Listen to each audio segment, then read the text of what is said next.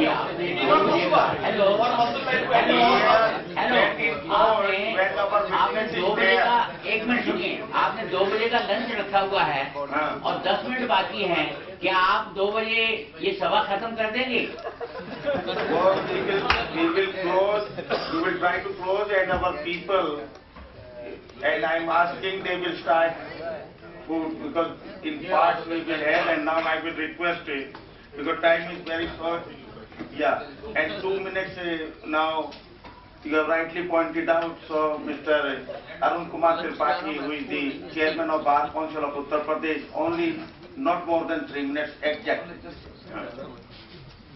मेरे सामने बैठे सभी अधिवक्ता बुद्धिजीवी बंधुओं, टैक्स की डिग्निटरी, मेरे बड़े भाई बुजुर्ग हवा सिंह हुड्डा जी, एडवोकेट जनरल, इस देश नहीं पूरे विश्व में अधिवक्ता समाज के अगर कहा जाए, बार लीडर के बीच में कहा जाए, इंटरनेशनल कहा जाए, तो एक ऐसा प्रशस्ति पत्र, ऐसा सशक्त हस्ताक्षर Aditya Agarwal.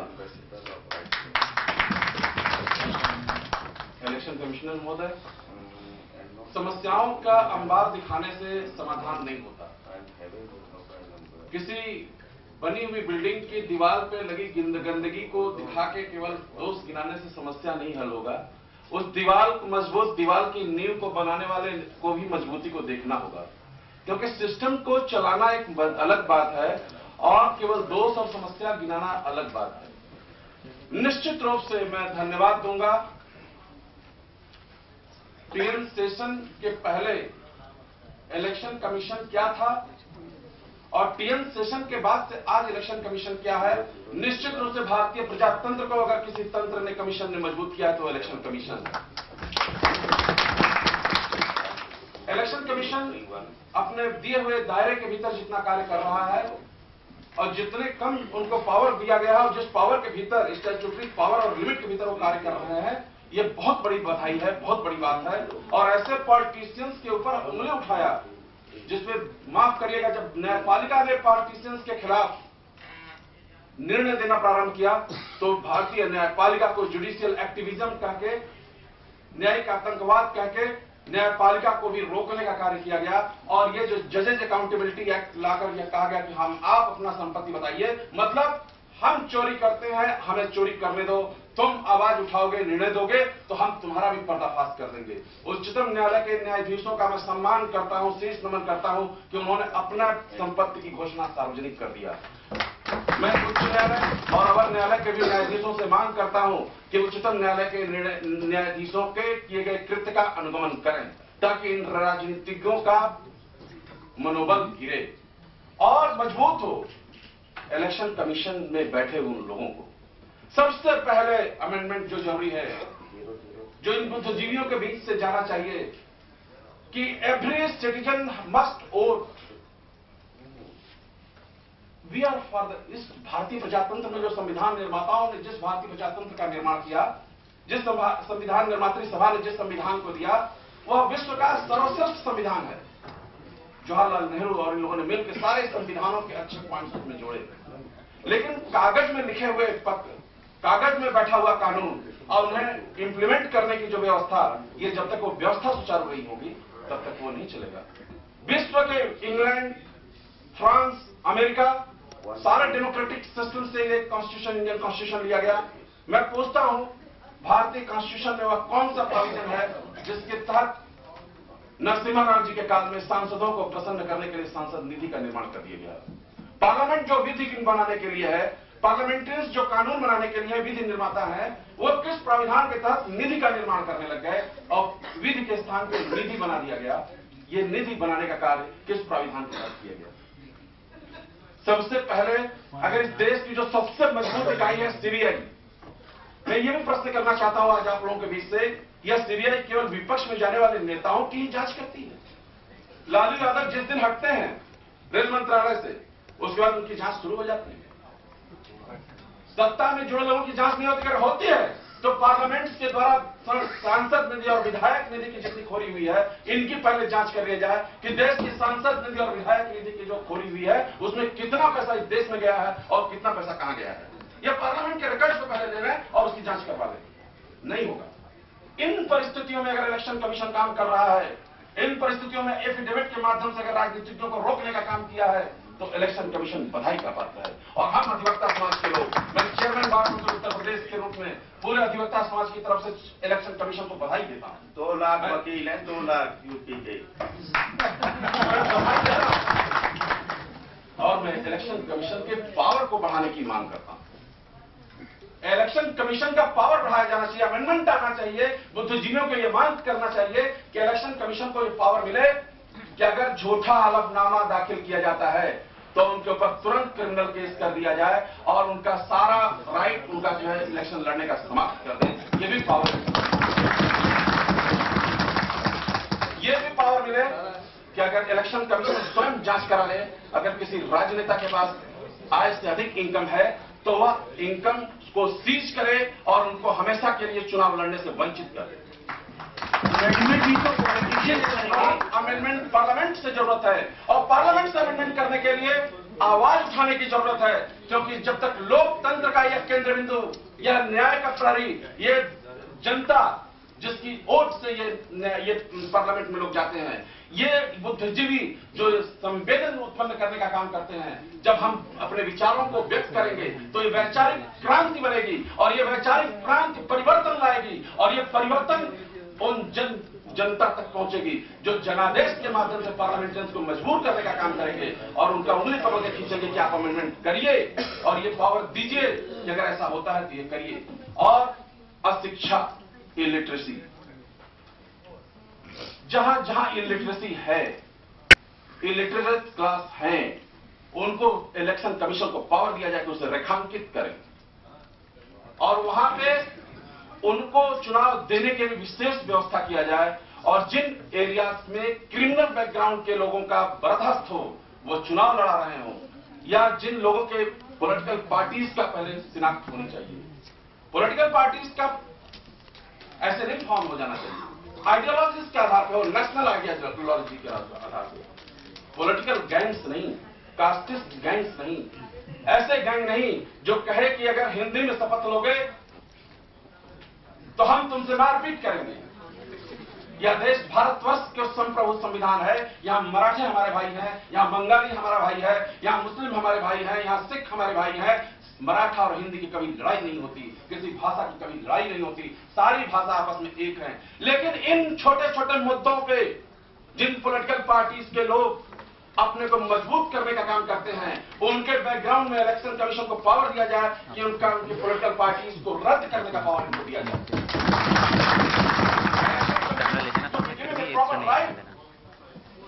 This all can be done by political wisdom and by the parliament. And when the parliament will feel that it is highly required, and it will be felt only when the people of India will utilize its bullet. You know, the ballot has more powerful effect than the bullet. लेकिन त्रिपाठी जी से मैं ये पूछना चाहता हूँ कि भारतीय संविधान में और कॉन्स्टिट्यूशन में जो अभी आपने ये कहा कि ये टाइम कम है, आप हमसे मिल लीजिएगा, मैं आपको सब बता दूंगा। मैं इनके सामने उन बातों को कहना चाहता हूं कि आप हम लोगों को मिल बैठ के पहले अपने प्रजातंत्र को मजबूत करने के लिए अपनी जागरूकता को बढ़ाना होगा और अधिवक्ता समाज ही जागरूकता को आगे बढ़ा सकता है और ये मांग कर सकता है क्योंकि आप वक्त जनता का निर्माण मांग करते हैं। थैंक यू त्रिपाठी साहब। Now we are having shortage of time.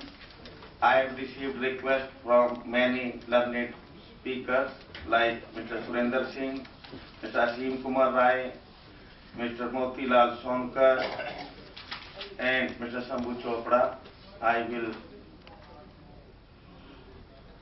Sir, we are interested in listening to the election commissioner, not the speeches. We are interested in listening to the election commissioner. Yeah, that's why I'm. Not the speeches. There is no speech. We are just. I want to point out. I am feeling sorry that we are unable to give them time because time is not there, even for our distinguished election commissioner. I will. It is regarding the affidavits which the candidates used to file with the nomination papers. The affidavits should not be only a formal affidavit. It should be made liable to them, that they should be liable, and this, although this is an offence, but this should be cognizable offence, so that it can be directly informed to the police and an FIR should be registered. Because the candidates usually file a criminal complaint and it usually takes 5 years to contest that application, and all the election petitions which are being filed on the basis of affidavits, they usually take 5 years in decision. And till the time of that decision he enjoys the public money, that should be stopped. Thank you, Mr. Surendra Singh. I will request the Honorable Election Commissioner to express his views on this topic. Dr. Agarwal, distinguished panelists and ladies and gentlemen, very bad time for a speech because he was hungry. Please, don't take it out on me, please. I'm very happy to be here today. In fact, instead of chairing, I seem to be your one-member audience because the entire thing is addressed to Election Commission as an audience, and it's very enlightening to know your views and your concern for democracy. Election Commission has been doing its best, and as rightly said, this is one of the, Mr. Buddha said that this is recognized worldwide, more than even in India, as probably a very powerful commission, very effective commission, without very much power. Electoral reform is a continuing process, and from specific ballot boxes for different candidates to mark paper ballot to EVM, photo identity card, photo electoral rolls, we have been making improvement. So there are 4 sources of electoral reforms. One is Constitution gave us the power, and then the constitutional amendments have been leading to reform. Then we also have legal amendments. Law has been amended from time to time to give us more power or to curb our power, depending on the perception of the politicians at that time. Then there are a whole lot of administrative orders of the Election Commission itself. And I'm very happy to say that we are the one organization which does not shy away from using its power. In fact, we even if it is extra legal, we don't shirk our responsibility, and we take immediate steps, and a whole lot of measures have been taken, not because of legal requirement, but because we thought it's important for free and fair election. Our mandate is 3 words: free and fair elections. Anything which comes in the way of free and fair election, we tend to demolish. That is our mandate, that's our belief and dharma. Last week, just to give you one example, last week, हमारे सामने एक case आया कि जो transgender and eunuchs हैं, इनकी तकरीबन 10 लाख के करीब इनकी तादाद है।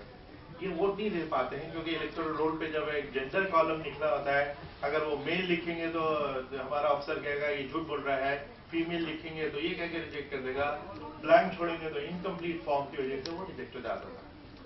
हमने सोचा कि हमारा एक मैंडेट है कि एवरी सिंगल इंडिविजुअल जो एडल्ट है और एलिजिबल है 18 साल के ऊपर, उसका वोटिंग राइट, तो उससे हम उसे वंचित नहीं कर सकते। इसलिए प्रोसीजरल डिले के नाम से हम उसको ये उसकी डेप्रिवेशन को कंटिन्यू करें। Please believe me, we took exactly 30 seconds to decide that yes, there will be a third gender called O, other, and so that we go along and we can empower them to come and vote. हमारे पास media के लोग आया था, आपने ऐसा काम कैसे कर दिया, और what about censors, what about the government? It has nothing to do with us, it is for the government.